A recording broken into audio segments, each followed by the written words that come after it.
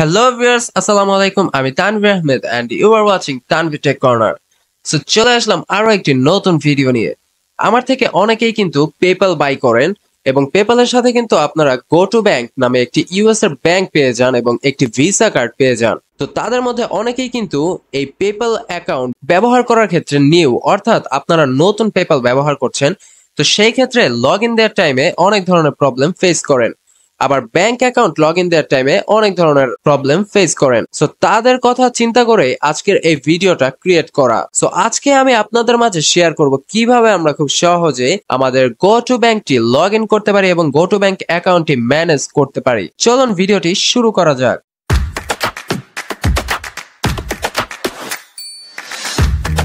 ফার্স্টে আমরা আমাদের ব্রাউজারে একটি আইপি সেটআপ করব। তো আইপি সেটআপ যদি আপনারা করতে না পারেন তবে এই ভিডিও ডেসক্রিপশন বক্সে আইপি সেটআপের একটি ভিডিওর লিংক দেয়া থাকবে, সেটি দেখে আপনারা খুব ইজিলি আপনাদের ল্যাপটপ বা কম্পিউটারে আইপি সেটআপ করতে পারবেন। তো আমি এই ভিডিওতে আর আইপি সেটআপটা দেখাচ্ছি না, আমরা direct go to bank login অপশনে চলে যাব। আর আপনাদের যদি কারো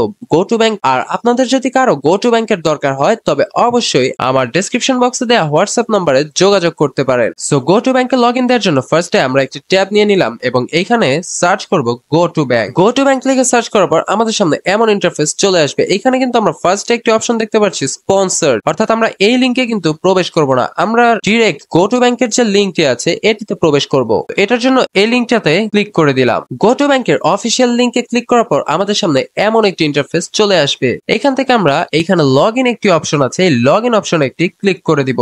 লগ ইন অপশনে ক্লিক করার পর আপনারা যার থেকেই গো টু ব্যাংক কিনবেন সে কিন্তু এরকম একটি মেল দিয়ে দিবে এবং এখানে একটি পাসওয়ার্ড দিয়ে দিবে এবং একটি ব্যাংকের পাসওয়ার্ড দিয়ে দিবে। তো আমাদের এখানে মেল এবং আমাদের এখানে ইমেল অ্যাড্রেস দিতে বলছে, অর্থাৎ এখানে আমাদের ব্যাংকের যে মেল অ্যাড্রেসটি আছে সেটি দিতে হবে এবং নিচের বক্সে ব্যাংকের পাসওয়ার্ডটি দিতে হবে। তার আগে আমাদের আরেকটি কাজ আছে। আরেকটি কাজ হচ্ছে এই যে আউটলুক মেলটি আছে এটি আগে আমাদের লগ ইন করতে হবে, কারণ আমরা যখন ব্যাংকে লগ ইন দিতে যাব তখন এই মেলটিতে একটি কোড চলে যাবে। সো আমরা ফার্স্টে আমাদের যে মেলটি আছে মেইলে লগ ইন করে নিব। তো এটার জন্য যেহেতু আমাদের আউটলুক মেইল, সো আমরা এখানে আউটলুক লগ ইন লিখে সার্চ করব, তাহলে আমাদের সামনে আউটলুকের যে লিঙ্কটি আছে বা ওয়েবসাইটটি আছে সেটি চলে আসবে। এরপর এখান থেকে আমরা সাইন ইনে ক্লিক করে দিব। সাইন ইনে ক্লিক করার পর আমরা এখান থেকে আমাদের যে আউটলুকটি আছে এটি আমরা এখান থেকে কপি করে নিলাম।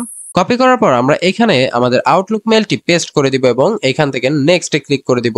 এরপর আমরা এখানে আমাদের পাসওয়ার্ডটি কপি করে পেস্ট করে দিব। এরপর আমরা সাইন ইন অপশনে একটি ক্লিক করে দিব। এরপর আমাদের সামনে এমন ইন্টারফেস চলে আসবে, এটা আমরা এখান থেকে স্কিপ করে দিতে পারি, তবে আপনারা এখানে আপনাদের মেলটি অ্যাড করে নেবেন। এরপর আমাদের সামনে এরকম একটা ইন্টারফেস চলে আসবে স্টে সাইন ইন, অর্থাৎ আপনারা কি সাইন ইন করে রাখতে চাচ্ছেন। তো আমি এটা ইয়েস দিয়ে দিচ্ছি। আমাদের আউটলুক মেলটি কিন্তু লগ ইন করা শেষ। এবার আমরা আবার আমাদের ব্যাংকের যে ওয়েবসাইটটি আছে এই ওয়েবসাইটে চলে আসবে এবং এখান থেকে আমরা এই মেলটি কপি করে নিব। এই মেলটি কপি করে আমরা এই যে ব্যাংকের যে মেল অ্যাড্রেসের বক্সটি আছে এটিতে আমরা পেস্ট করে দিব এবং আমাদের ব্যাংকের যে পাসওয়ার্ডটি আছে, অর্থাৎ এই যে ব্যাংক পাস লেখা, তো আমরা এই পাসওয়ার্ডটি এখান থেকে কপি করে নিলাম। এরপর আমরা এখানে পাসওয়ার্ডের বক্সে পেস্ট করে দিব এবং এখান থেকে লগ ইন অপশনে ক্লিক করে দিব।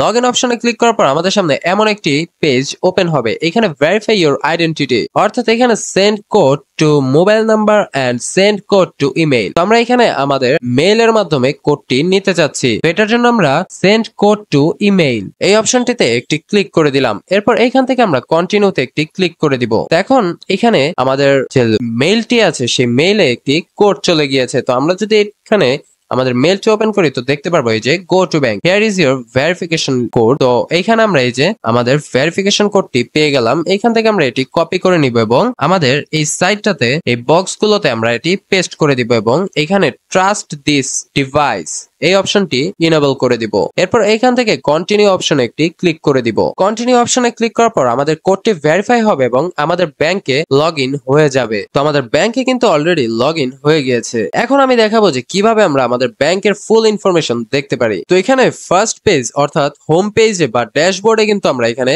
আমাদের ব্যাংকের একটি ব্যালেন্স শিট দেখতে পাচ্ছি, অর্থাৎ অ্যাভেলেবল ব্যালেন্স কত আছে সেটি দেখতে পাচ্ছি। আর এখানে নো ট্রানজাকশন টু ডিসপ্লে, অর্থাৎ আমাদের ব্যাংকটি যেহেতু নিউ তো আমাদের ব্যাংকে কোনো ধরনের ট্রানজাকশন হয়নি। সো এইখান থেকে এখন আমরা আমাদের এই ব্যাংকের ভিসা কার্ডটি কিভাবে দেখবো। ভিসা কার্ডটি দেখার জন্য আমরা এই যে নিচে সেটিংস অপশনে একটি ক্লিক করে দিব। সেটিং অপশনে ক্লিক করার পর পার্সোনাল ইনফরমেশন, অর্থাৎ এখানে ক্লিক করে আমরা আমাদের ব্যাংকের পার্সোনাল যা যা ইনফরমেশন আছে এগুলো আমরা দেখতে পারবো। এরপর আমরা এখান থেকে একটু ব্যাকে চলে যাব। ব্যাকে আসার পর এখানে রাউটিং এন্ড অ্যাকাউন্ট নাম্বার, আমরা সবাই জানি যে কোনো দেশের ব্যাংকে হোক সে ব্যাংকে কিন্তু একটি রাউটিং নাম্বার এবং অ্যাকাউন্ট নাম্বার থাকে। তো এখানে রাউটিং এবং অ্যাকাউন্ট নাম্বার হচ্ছে এটি। তো এখান থেকে আমরা আবার ব্যাকে চলে গেলাম। এরপর এখান থেকে সিকিউরিটিতে গিয়ে আমরা এখানে চেঞ্জ পাসওয়ার্ড, এখান থেকে কিন্তু আমরা আমাদের পাসওয়ার্ডটি চেঞ্জ করতে পারবো। তো আমি যদি আপনাদেরকে পাসওয়ার্ডটি চেঞ্জ করে দেখাই, এখানে চেঞ্জ পাসওয়ার্ড অর্থাৎ এখানে কারেন্ট পাসওয়ার্ড দিতে বলছে। আমরা এখানে আমাদের আগের পাসওয়ার্ডটি দিয়ে দিলাম এবং এখানে আমরা এখন নিউ একটি পাসওয়ার্ড সেট করে দিব। এরপর নিচের বক্সটিতে আমরা সেম পাসওয়ার্ডটি আবার পেস্ট করে দিব। এরপর আমরা এখান থেকে সাবমিট অপশনে একটি ক্লিক করে দিব। ক্লিক করার পর আপনাদের যদি অন্য মেইল এখানে অ্যাড করা থাকে তবে এরকম আসবে। তো আমি এখান থেকে এটি ক্যান্সেল করে দিচ্ছি। এখানে ইউর পাসওয়ার্ড ইজ চেঞ্জড, অর্থাৎ আমার পাসওয়ার্ডটা কিন্তু অলরেডি চেঞ্জ হয়ে গিয়েছে। এরপর আমরা এখান থেকে ডান অপশনে একটি ক্লিক করে দিব। তো আমাদের এখান থেকে পাসওয়ার্ডটি চেঞ্জ হয়ে গেল। এরপর আমরা আবার ব্যাকে চলে আসব এবং এখান থেকে নোটিফিকেশন, এখান থেকে আমরা নোটিফিকেশন দেখতে পারবো এবং ডিরেক্ট ডিপোজিট, এই ডিরেক্ট ডিপোজিট অপশনটিতে গিয়ে আমরা আমাদের ব্যাংকে ডিরেক্ট ডিপোজিট আনার যে ওয়েটি আছে বা টার্মস এন্ড কন্ডিশন গুলো আছে সেগুলো এখান থেকে দেখতে পারবো। তো আমি যেহেতু আমার অ্যাকাউন্টের যে পাসওয়ার্ডটি আছে এটি চেঞ্জ করেছি, সো আমার এখান থেকে লগ আউট হয়ে গেছে। তো আমি আবার এখানে লগ ইন করে নিলাম। তো এখান থেকে আবার এই ডিরেক্ট ডিপোজিটে ক্লিক করলাম। এখানে আমরা আমাদের টার্মস এন্ড কন্ডিশন গুলো দেখতে পারবো, ডিরেক্ট ডিপোজিট আনার ক্ষেত্রে কি কি টার্মস এন্ড কন্ডিশন রয়েছে। এরপর আমরা এখান থেকে ডিরেক্ট ডিপোজিট আনার জন্য অ্যাকাউন্ট নাম্বার এবং রাউটিং নাম্বার এবং ব্যাংক নেম এগুলো দেখতে পারবো। এরপর আমরা যদি একটু ব্যাকে যাই, এরপর আমরা নিচে একটি অপশন দেখতে পারবো, সেটি হচ্ছে ম্যানেজ কার্ডস, অর্থাৎ আমরা যে ভিসা কার্ডটি খুঁজছি সেই ভিসা কার্ডটি কিন্তু এই অপশনটিতেই রয়েছে। আমরা ম্যানেজ কার্ড অপশনটিতে চলে যাব এবং এখানে যে ডেবিট কার্ড এবং কার্ডের লাস্ট 4 ডিজিট দেয়া আছে এই অপশনটাতে একটি ক্লিক করে দিব। এটাতে ক্লিক করার পর আমাদের সামনে এমন ইন্টারফেস চলে আসবে। এইখানে শো কার্ড ইনফরমেশন, এই অপশনটিতে ক্লিক করার মাধ্যমে আমরা কিন্তু আমাদের কার্ডের ফুল ইনফরমেশন দেখতে পারবো। তো আমি যদি এটি ওপেন করে দেই, তবে এইখানে আমাদের ক্রিয়েট এ নিউ পিন, অর্থাৎ আমাদেরকে একটি পিন সেট করতে হবে এখানে আমাদের কার্ডটি শো করানোর জন্য। আমরা এখানে একটি পিন দিয়ে দিলাম এবং নিচে কনফার্ম নিউ 4 ডিজিট পিন, অর্থাৎ আমরা আগে যে পিনটি দিয়েছি সেই পিনটি আবার রিপিট করে দিব। এরপর এখান থেকে সাবমিট অপশনে একটি ক্লিক করে দিব। এরপর এখান থেকে ডান অপশনে ক্লিক করব। সো আমাদের কার্ডের ইনফরমেশন কিন্তু এখন আমরা দেখতে পারি। তো আমি যদি এখন এটি অন করে দেই, তবে এই যে আমাদের কার্ডটি কিন্তু ঘুরে আমাদের ফুল ইনফরমেশন আমরা এখানে দেখতে পাচ্ছি। সো আমরা এটি অফ করে দিলে আবার কার্ডটি এইখানে উল্টো দিকে ঘুরে যাবে।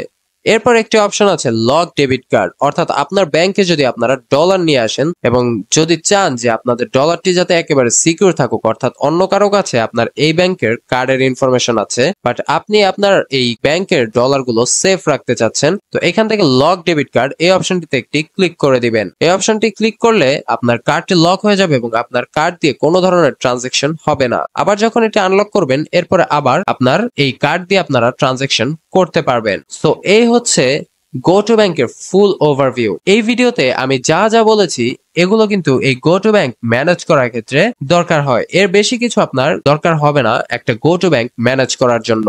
সো এই ছিল আজকের ভিডিওটা ভালো লাগলে সবাই ভিডিওতে একটু লাইক দিবেন আর চ্যানেলটি সাবস্ক্রাইব করে পাশেই থাকবেন। ধন্যবাদ।